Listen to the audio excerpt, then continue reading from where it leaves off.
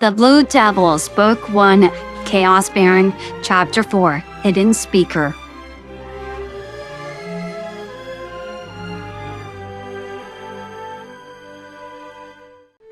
Back in another space and time, the midday sun was tempered by the cool air rolling off the forest, as Wachowski laid scarves out to the backyard, as he was proud to know that the older hedgehog hardly needed his help to stand now. Shadow followed them outside, Tom and Maddie close behind them. Well, I suppose it's time you three head back. Maddie sighed, rubbing the front of her jeans in what seemed like a nervous gesture. Beside her, Tom nodded, reaching forward to ruffle the top of Wachowski's head once more, minding the sharp quills. Be careful, bud. He said seriously, the words evened out by the careful smile. Tails will be home tomorrow from camp, but if you need us, then all you have to do is ask. He turned to Shadow, giving the black hedgehog a friendly nod and smile. Take care of them, both him. Tom's eyes seemed to say. Shadow nodded, back firmly at the unspoken request. The risk of danger to Wachowski's person was low, but seeing an alternate version of himself going through such an intense physical struggle was not something that would leave the boy unmarked. Inwardly, Shadow hoped that they had made it through the worst of it. Gripping the warm gem tightly, he called out the command, space twisting around him. Before they disappeared altogether, the screech that greeted them as they materialized in the lab was enough to make even Shadow flinch. The dark hedgehog shooting the source of positively murderous glare. Sticks, please tell me there isn't another rock golem you're trying to sing to sleep. Scar's ears flattened against his head, but at Stick's watery stare, he smiled back reassuringly. Sonic! Whoa, hey, careful there. He winced, patting the badger tenderly on the back before detaching himself from the embrace. Tender spots. Sticks drew back quickly, an apology shining in her eyes, before offering him a watery grin.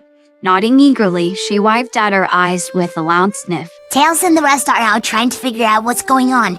I'm supposed to give them a call if you arrived, she explained, pulling out a communicator with a distasteful frown. Don't let me stop you. Wachowski and I are gonna get lunch ready. You want anything?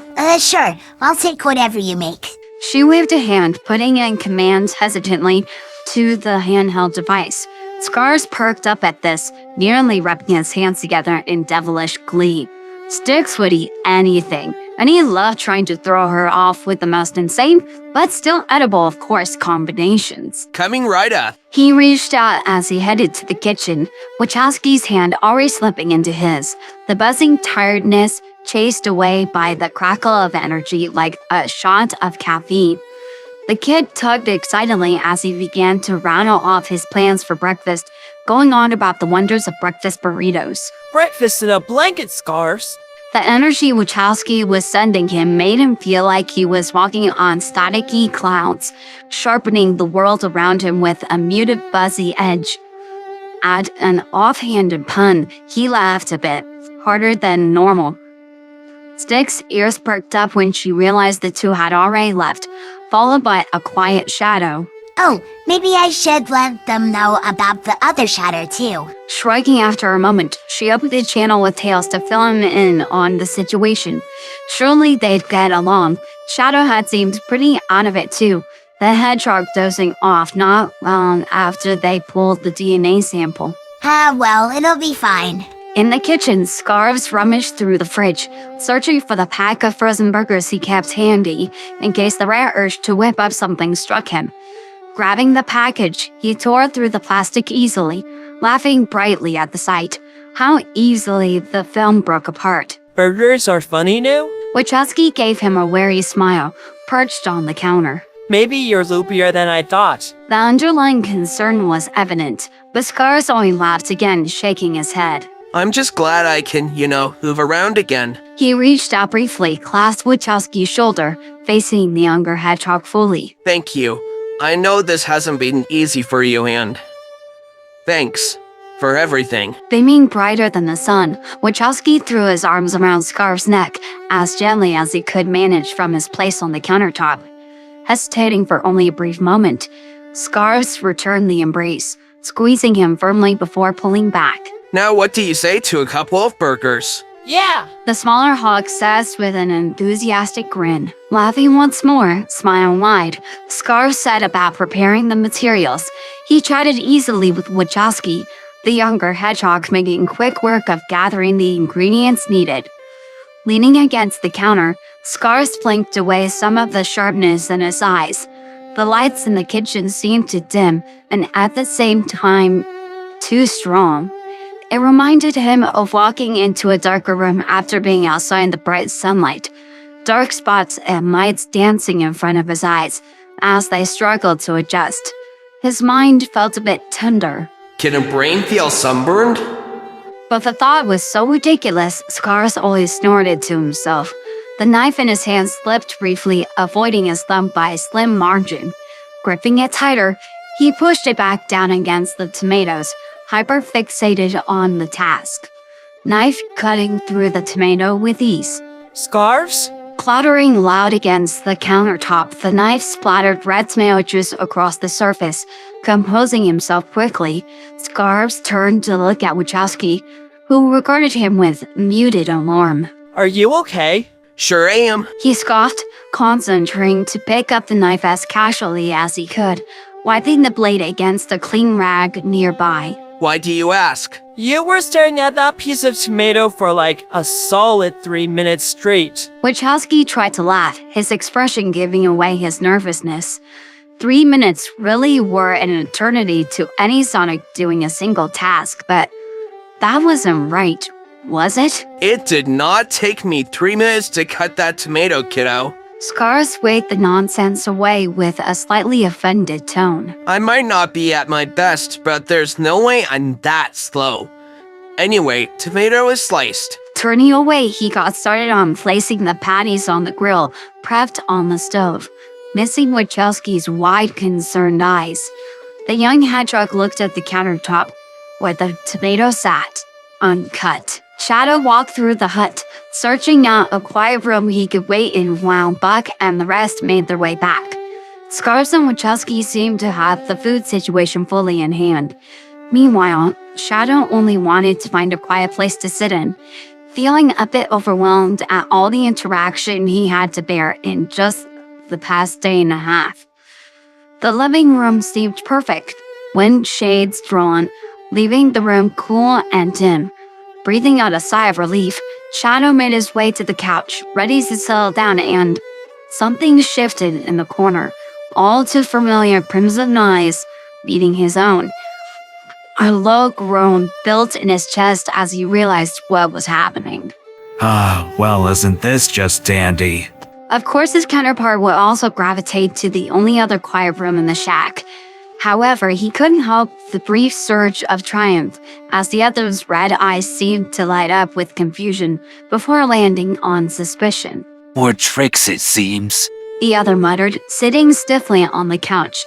He'd no doubt be snoozing on before Shadow had entered. I'm not a fan of tricks. Shadow shrugged, forcing his fur to lie flat as he took the other couch, laying back fully. I did, however, come here for some peace and quiet. For a moment, it seemed like the other Shadow might argue, already breathing up and taking offense at the nonchalant tone. Suppressing a smirk, Shadow allowed his eyes to slide shut, utterly ignoring the tightly wound, not-so-ultimate life form. That seems agreeable. The reply had some grit, but Shadow took it as a win nonetheless. BB carried Tail's flashlight firmly, following a half-step behind the two Knuckles as they followed the winding stone staircases. The cool stone steps were smoothed out, the last remnants of a long legacy of ritual and history. Buck and BB brought up the rear, occasionally zipping back down from where they had come to take a closer look at the landings. Yikes, I didn't realize how tall this shrine was. Buck groaned, stomping for a moment to stretch his calves.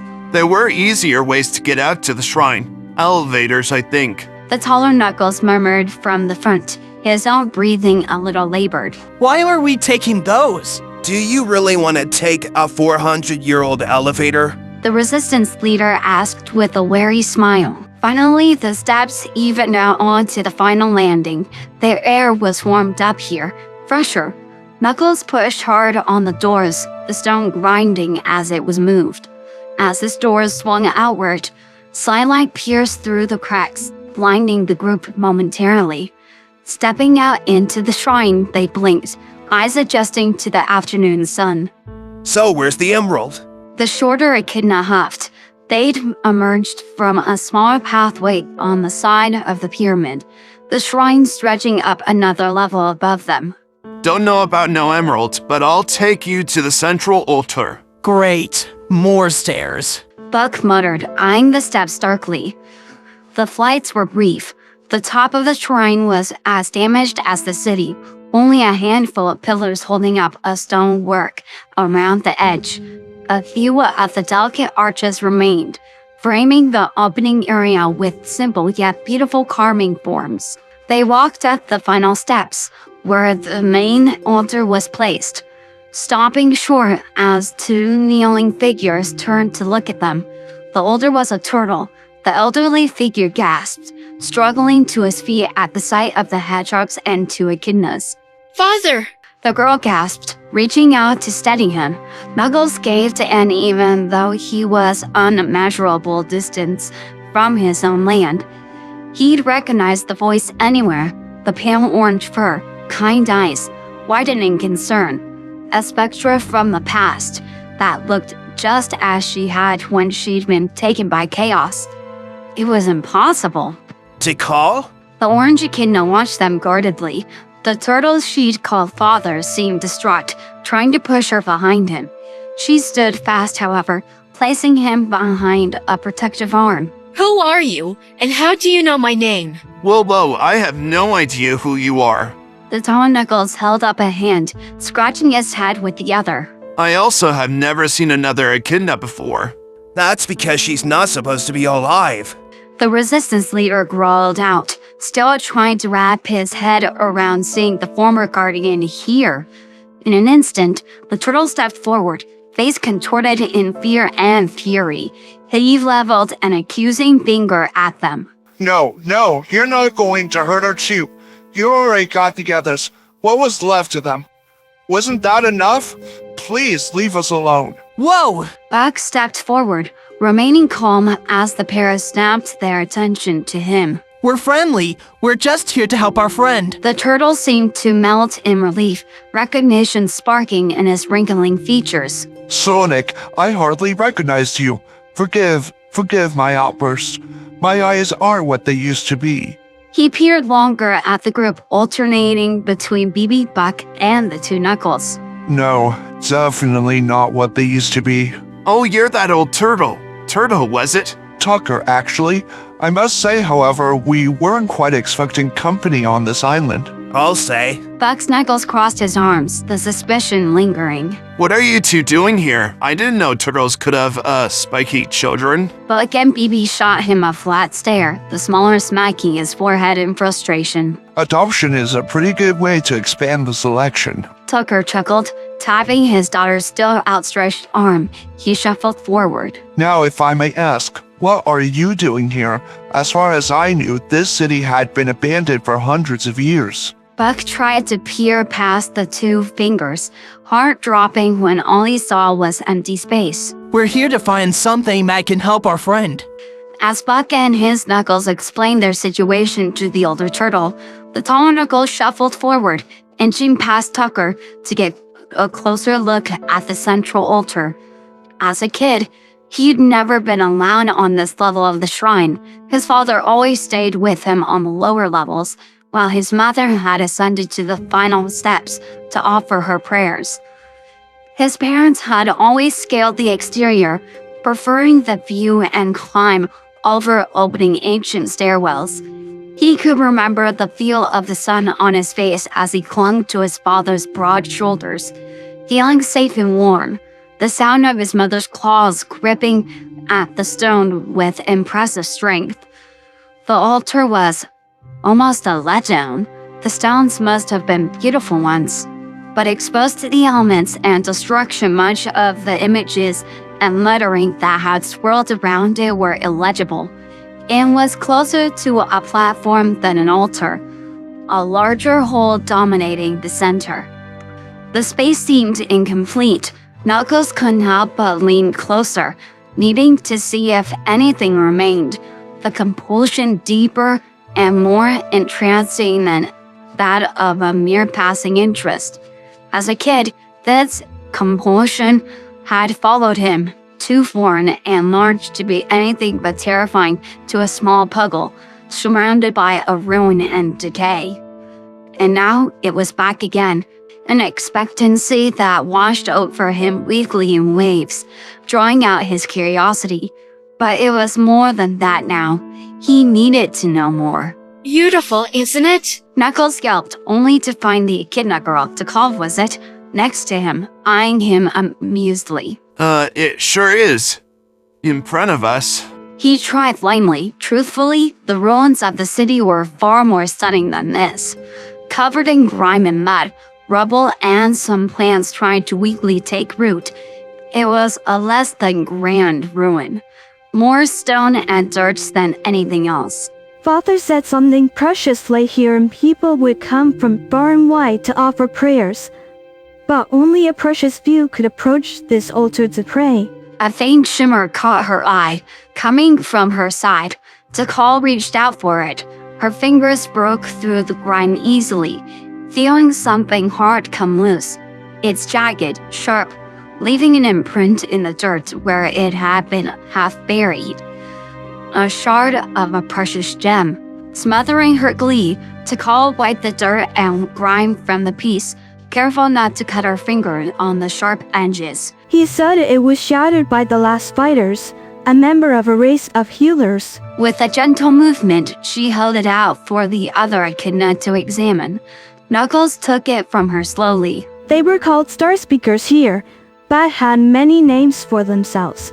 Father said that they were the closest beings to chaos. But Knuckles hardly heard her words, the shimmering green gem in his hand sparkling in a very familiar way. This was it. This was the pool. The expectant presence that had tugged at a part of him deeper than instinct the moment his parents died. That he had ran far away from and tried to forget. Setting it down gingerly by the altar, Knuckles got to work. It was an inch, a sense, an urge to make it complete. The echidna was unaware of the odd looks as he moved around the altar space. It was all here. He could feel it. Carefully raising a rock here, reaching into a crevice there, each time bringing a dirty green shard to the altar. Despite being ignored, Tikal and the others were able to piece what he was doing fairly quickly. The echidna girl rushed to polish the dirtiest shards. It didn't take him long to sniff them out, slipping into an easy flow as he moved around the shrine. Once he was done, Knuckles stepped back, contemplating the careful rows of green shards, each of a varying size, before he moved again. Red blood pooled at the tips of his fingers as he clumsily fused the gems together, tapping into an instinct that had lain dormant his entire life. The only interruption he acknowledged was the other Knuckles knocking something soft into his hands. Gloves. Use mine. It'll make it work easier. Nodding his gratitude, Knuckles slipped them on before diving back into his work. Despite his clumsiness at the task, the Master Emerald stood complete, releasing the tension he'd been carrying since he begun. Knuckles stepped back, admiring his handiwork. But nothing happened. The emerald was still dead. The earlier gleam he'd seen was lost amidst the dull facets. Not even the sun managing to make the gem look anything other than a dirty gray green. It's too drained. It's dead. The resistance leader realized this emerald may not have been his own, but he could spot a drained gem when he saw one. But Tikal stepped forward, placing a reverent hand over the smooth surface. No, there's something there. Alive. Okay, so it needs a jump start. The resistance leader reasoned, looking towards his taller counterpart, who had been quiet ever since beginning his task. So where are the Chaos Emeralds? Surprisingly, it was the turtle who answered, eyes sharp, a hand tightening on the pouch at his side. The Chaos Crystals are the only gems I know of, but their strength is limited. Surely you don't. But BB was already shaking his head. It has to be Chaos Emeralds. They're near infinite. Buck explained idly, trying to form a plan with this new information. He scratched at his chin. Between him and BB, they could probably gather enough emeralds. The hero turned to his knuckles. Would outside help work, baby? Like other emeralds? The resistance leader seemed doubtful for a moment before his expression grew interested, the beginnings of a grin taking root. Yeah, that just might work. Wachowski had gone to offer both shadows a burger, denied twice by them. The Buck's shadow had thanked him for the offer, while the other only had simply ignored him. Scarves and Wachowski sat around the simple table, joined by Styx, who gleefully filled them in on the situation at Angel Island while they ate. They found that big old shiny rod Buck mentioned earlier. They seemed pretty happy about it. Met some old coot and his daughter too. I can't believe there's a kid in the ruins. Wachowski murmured, gaze far away.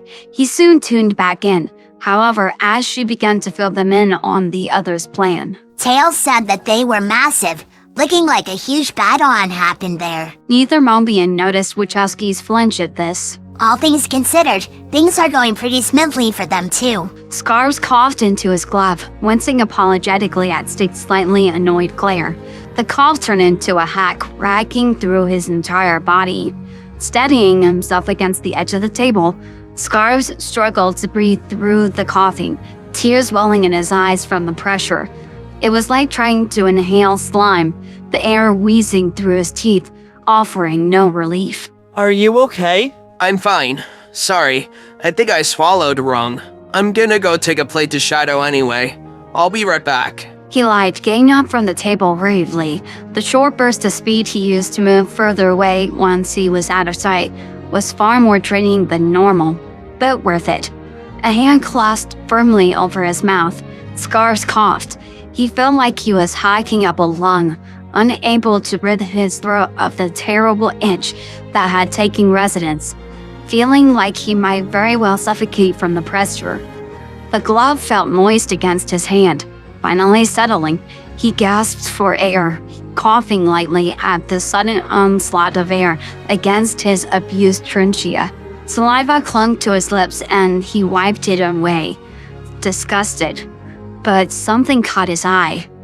On his glove, in the palm where he had been coughing, was a bright red splatter of blood.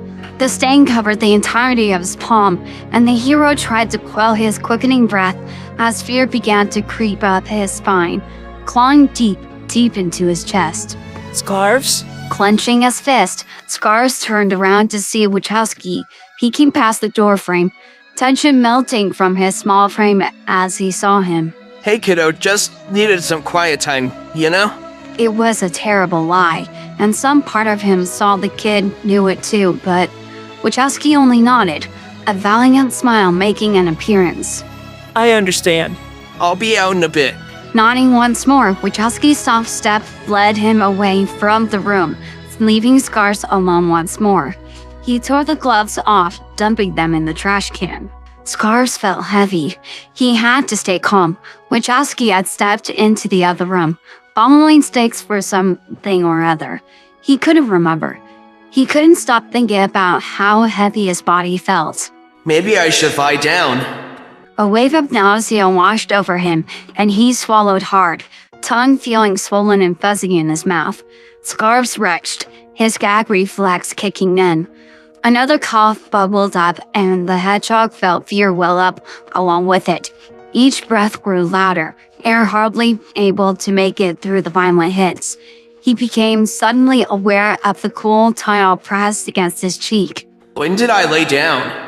The thought was drowned out by more coughing, fingers curling weakly to grip onto something, anything. Scarves wasn't sure how long he lay there, brain sluggish, trying to catch up, mouth gaping and gasping like a fish out of water. When he was little, long before he'd met Tails, he had fallen into a frozen lake. Ice and darkness had engulfed him, water smothering his screams and filling his lungs.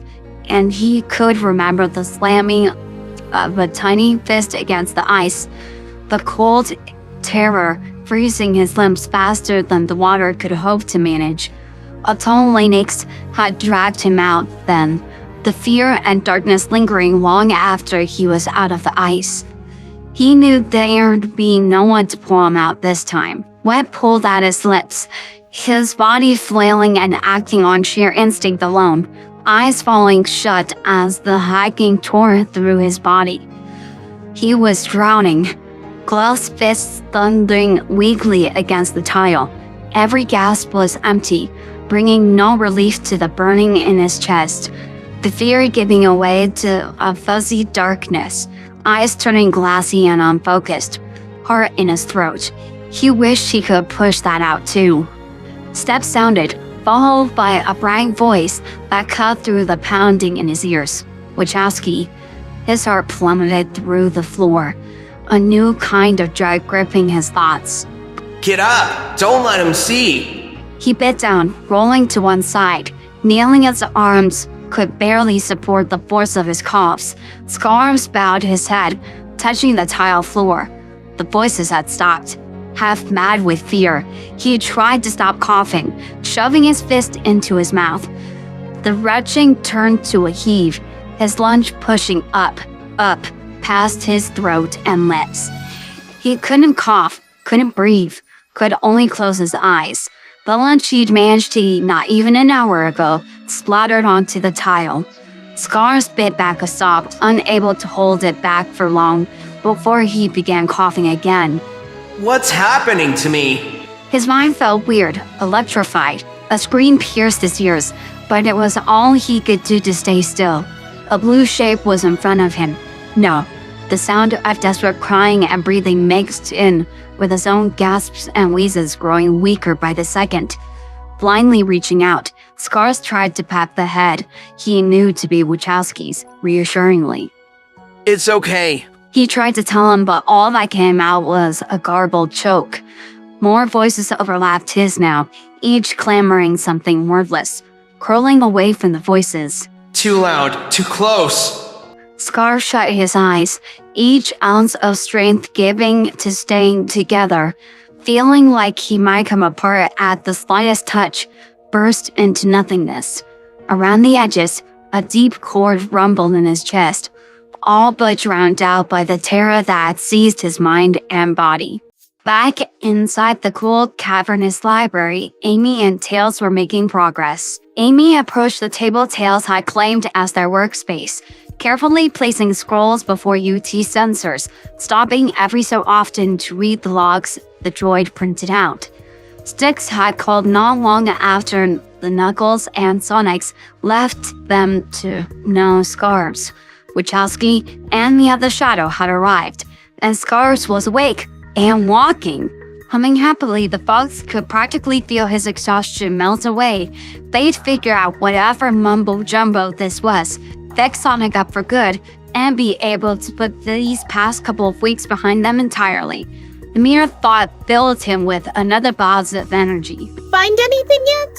Amy asked brightly. The scrolls clattered briefly, wooden ends knocking against each other as she set them on the table. Not yet. Some of these are history texts, some holy books, and what I think are some pretty interesting works on fiction. An odd story. He laughed, holding up a particularly bright blue book. But nothing on an emerald just yet. Oh, what kind of story? Amy began slowly unfurling the new scroll in front of UT. Well, I imagine it's fiction of a spiritual kind. It recounts detailed meanings of chaos and being close to the god who served as a waypoint of sorts. The translation UT gave me is only an approximation, but they call the race Star Speakers. Oh, that's a lovely name. But I gotta admit, I was hoping for something juicier. But it can be useful. The Fox protested, setting it carefully on the table. He pulled out the updated log, skimming through the latest translations. The other Knuckles did say his tribe was attacked by chaos. But Knuckles said that didn't happen here. But he wasn't there, Ames. Maybe his dad remembered wrong. A flash of light distracted him, his communicator. Must be Styx again. He sighed, an exasperated smile make its way to his face. Tails opened the channel, already rolling his eyes in preparations for the Badger's complaints over the tech. Hey Sticks, what's up? Sign giving you a hard time? Shadow knew how precious memories could be, having lost much of them after being reawakened on the Ark. He treasured the ones he did have, even the painful ones. Tending to Maria had been one of his duties. The black hedgehog becoming incredibly well-versed in human anatomy and medicine. Sometimes Maria's attacks were frightening. He'd been so young when he'd seen the first one, her hair clinging damply to her mouth as her body seized. He hadn't understood. No! Wachowski lunged forward, caught only by Shadow's experienced hands. He moved in front of the kid, kneeling down so they were face to face, but there was no recognition in the boy's eyes. Twisting wildly, he all but clawed at Shadow to get past him, desperate eyes set on the figure on the ground. Let me go! Let me go! Shadow could see the same terror and confusion in Wachowski.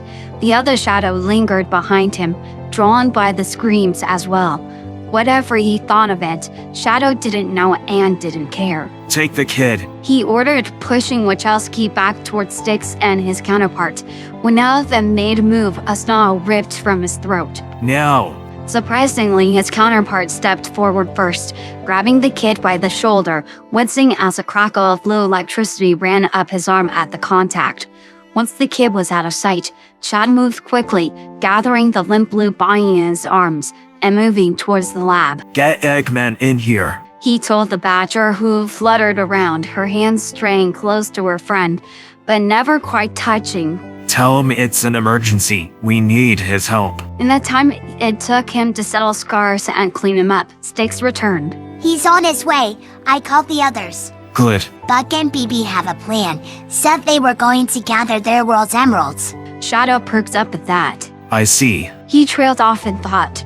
If they'd found the emeralds, then they planned on injecting the planet. They'd need the right tools. Sticks. The Badger's eyes snapped to him. She was drifting, he could tell. Seeing her friend so ill was hard, and Shadow understood that. You've done very well. Get me the communicator and I want you to bring the kid and keep them company, alright? Reassured by the firm set of her mouth, Shadow turned his attention back to the blue hedgehog. Scarf's body was running on an empty tank. As much as he was loathing to bring the kid back in, they needed his reserves. Several things were set into motion.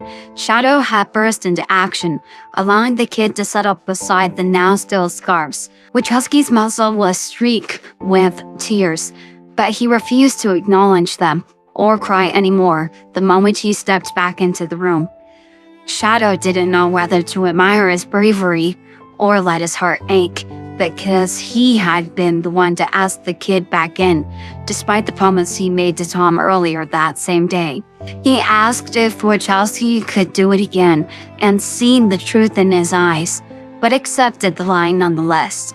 But Shadow would have to dwell on his guilt when there wasn't a Sonic to keep alive, and yet another, smaller one to care for. Using BB's emerald, Buck and the smaller hedgehog had broken away from their grip on Angel Island to gather up Chaos Emeralds from their respective worlds.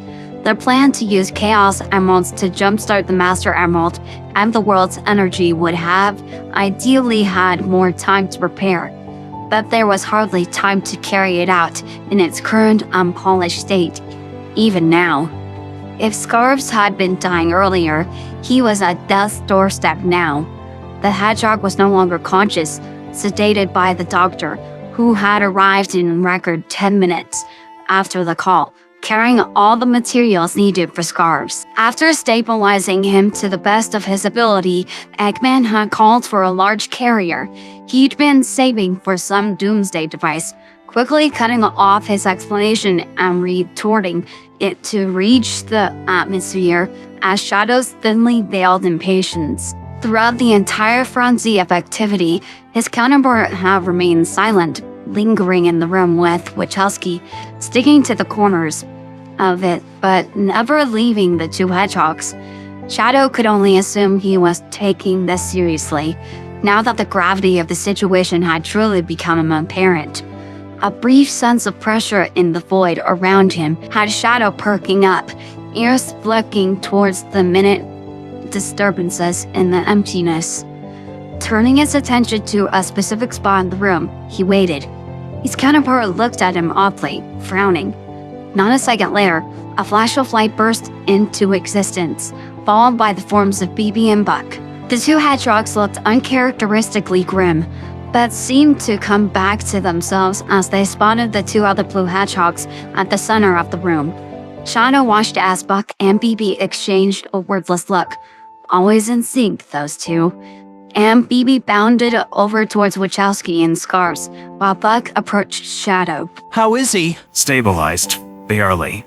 I tried to get Wachowski's mother, but there was no time, and he was in no state to help me find her. Buck only nodded, understanding and sympathy flashing briefly in his eyes, before he turned towards the opening of the lab, where the carrier was being assessed by the egg bots. We managed to gather 7.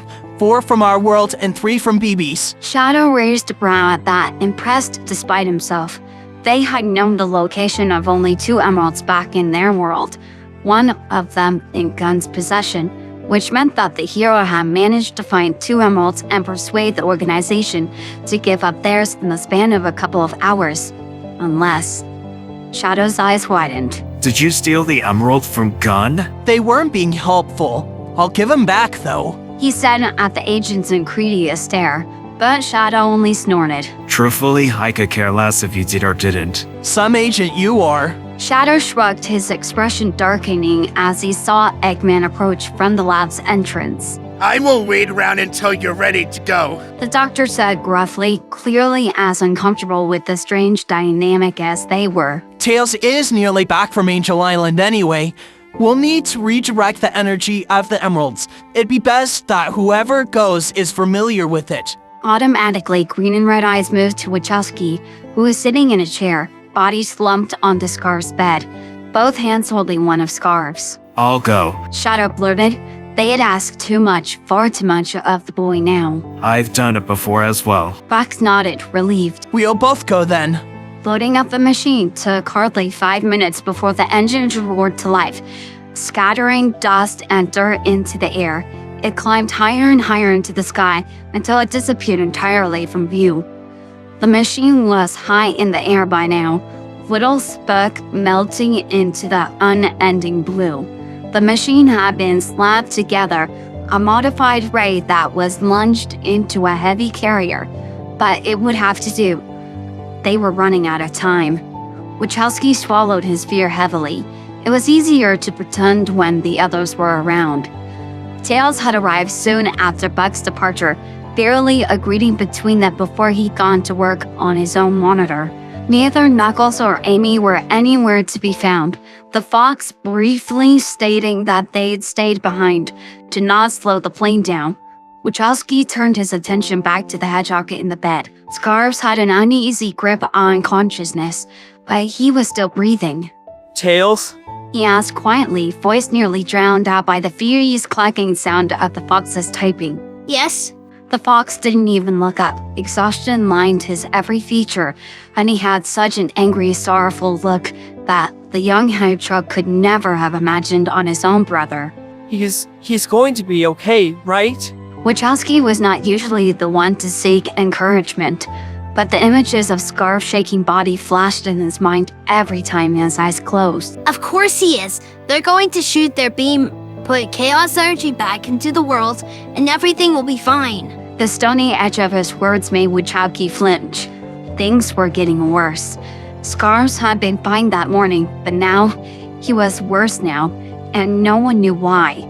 He was lying on a bare mattress, all pretense of resting stripped away, sensors monitoring his heart rate and organs, the numbers dipping faster than they should. Wachowski laid down next to the dying hedgehog, pressing his hand into the dull blue fur of his arm, sending forward the chaos energy. A mantra, please let him be okay, playing over and over in his mind. A desperate prayer to the empty world. Scarf squeezed his hand weakly, managing to crack one eye open. His eyes were glassy and unfocused. Wachowski swallowed hard, trying not to let the fear at the sight choke him. Don't worry about me, Wachowski. It's going to be okay. Scars rasped, but he wasn't ready to lie to the kid again. Not now. Things would be alright. He might not be. Scars could feel it. The little remnants of energy crackling bravely in his chest, hardly affected now, no matter how constantly Wachowski poured energy in. It's starting, Tails stated, and even though they couldn't see from so far away, they still looked to the sky and hoped. Hundreds of miles above the surface, Eggman's modified machine pointed toward the planet below, barrel blooming open in a grotesque reminder of the Eclipse cannon. Buck watched from a small window, face set into a grim frown, as he looked on the planet below. Memories of a similar situation only 2 years ago trickled unbidden. Measured steps sounded behind him, and the hero flicked an ear in place of a greeting, knowing the other wouldn't take offense. Shadow stopped beside him, taking in the view of the planet, vast and foreign from the distance. Space was never something that ever lost the magnitude of presence. Even when he lived amongst the stars, it had always felt suffocating, the unending darkness swallowing everything, threatening to make even the ultimate life form go mad. He and Sonic knew firsthand the soul-crushing nothingness of the void, and despite hating being so high up again in the air, Shadow had stated his intention to accompany Buck and Eggman the moment he was able to. It was the smallest of mercies to keep Wachowski and BB from venturing out into it just yet. When Shadow finally spoke, it was low. Do you think this will work? Buck stiffened at the words, tension coiling around his limbs. Over the years, he and Shadow had grown closer and had come as a pleasant surprise when he realized the Dark Hedgehog would confide in him from time to time. It was something he truly treasured and treated with the utmost respect.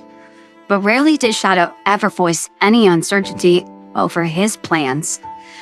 Here, brained or not, Buck shook the fear from his head. It would do no good to anyone now. I'm not sure, but if it doesn't, we'll figure out another way. We always do. Shadow sighed, the tension easing from his shoulders ever so slightly. Sometimes it was good to be reminded of the indomitable spirit the hero possessed. The machinery around them began to hum, the telltale signs of chaos crackling along the metal wiring. The two hedgehogs turned back to Eggman, the doctor lost in his ramblings to both Cubot and Orbot. Preparing to fire the laser. Get Tails on the communicator. Fiddling with the amplified communicator Tails had handed him before they left, Buck opened up a channel. Almost immediately, Tails' voice buzzed through. Everything ready? Waiting for the all clear on your side, buddy. We're ready. Fire at will, and good luck, Sonic and Shadow. Buck blinked. He hadn't heard his name in a little over 2 days now. Before he could answer, the channel cut off and the hero turned to nod at Eggman. The space around them hummed, the low noise growing to a howl as the machinery activated. The ray drew on the power of the emeralds. A total of 7 brought in between Buck and BB's dimension. It had been all they could do to find these, praying that the slappish nature of the plan would work against all odds. Energy crackled, pure light and life. The raw power palpable even through layers of steel and glass, capable of burning and restoring. Buck and Shadow closed their eyes, reaching out to guide the energy. Chaos was, by its very nature, chaotic, capable of unimaginable harm or breathtaking good, depending on the user's thoughts and intentions. Shutting out all uncertainty, they tended to it, feeding the growing pulses of energy, thoughts of healing, restoring of life.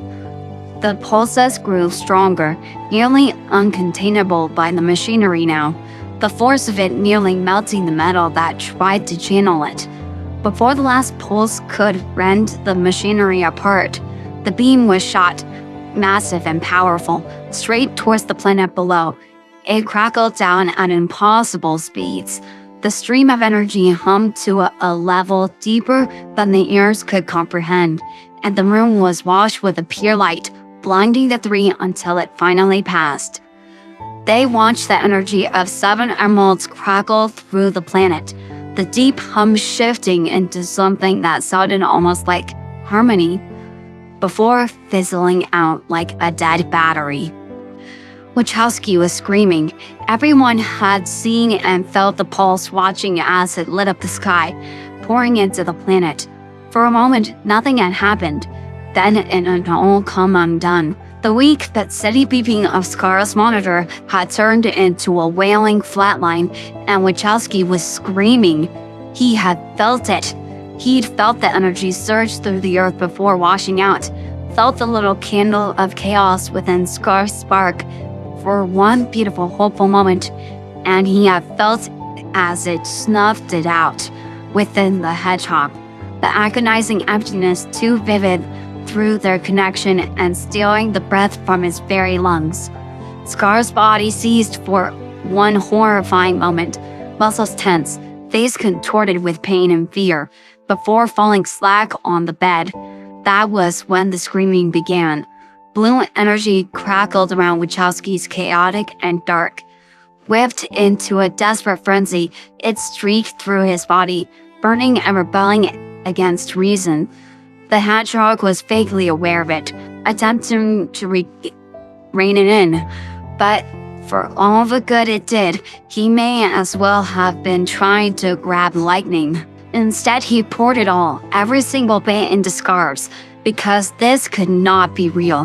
His friend's body convulsed with the force of the energy around him, his chest arching up from the sheer amount of energy being forced in, and the faint smell of singed fur tainted the air from where his burning hands met Scar's arms. He needs more. The voice hardly sounded like his own, deep and insistent.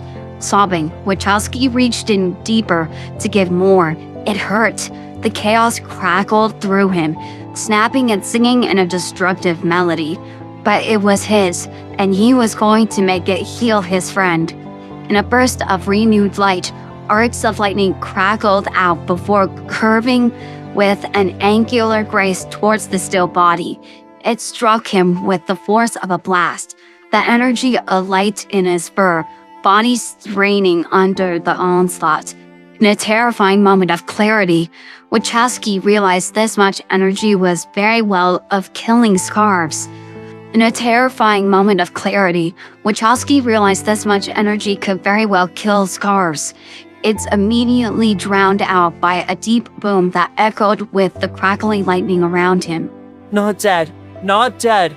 Still a bit not dead. He could see nothing, hear nothing, a false silence pounding in his ears. The energy hummed, discord rearing what should have been harmony. Something sparked. Stop! Tail's scream suddenly cut through the air beside him. Something struck his side, where the chaos energy sparked out and latched on, followed by a sharp yelp of pain. Wachowski's eyes snapped open, a frigid cold blue. The fox was on the ground, cradling his hands, face stretched in horror. With a sob, Wachowski clamped down on that energy, cutting it off entirely. Scar's body flopped down limply back onto the mattress, eyes wide and unseeing. Wachowski stared at Tails, both their muzzles streaked in tears, trying to work out what to say, how to explain. Green eyes flickered down to his blackened gloves, to the singed areas of Scar's body, and the burn on Tails' hands. The realization of what had happened threatened to constrict the air from his lungs. Did I do that?